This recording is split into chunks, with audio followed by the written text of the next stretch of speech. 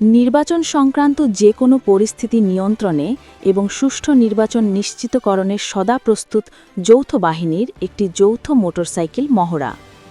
Keraniganj army ক্যাম্পের সার্বিক তত্ত্বাবধানে আসন্ন ত্রয়োদশ জাতীয় সংসদ নির্বাচন সুষ্ঠু, শান্তিপূর্ণ ও নিরপেক্ষভাবে সম্পন্ন করার লক্ষ্যে যে কোনো উদ্ভূত পরিস্থিতি মোকাবেলা এবং সার্বিক আইনশৃঙ্খলা পরিস্থিতি স্বাভাবিক রাখার প্রক্রিয়া হিসেবে অদ্য ৯ ফেব্রুয়ারি ২০২৬ তারিখে একটি যৌথ মোটরসাইকেল মহড়া অনুষ্ঠিত হয়। উক্ত যৌথ মহড়াটি সকাল ১০ ঘটিকা হতে দুপুর ১২ ঘটিকা পর্যন্ত পরিচালিত হয়।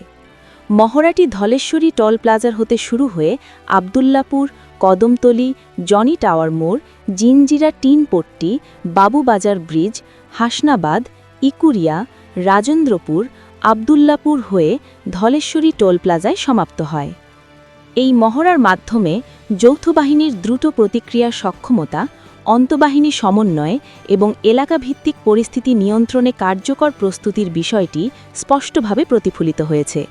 এ ধরনের মহড়া সাধারণ জনগণের মাঝে নিরাপত্তাবোধ জোরদার করার পাশাপাশি আসন্ন জাতীয় সংসদ নির্বাচনকে শান্তিপূর্ণ ও সুষ্ঠুভাবে সম্পন্ন করতে গুরুত্বপূর্ণ ভূমিকা রাখবে।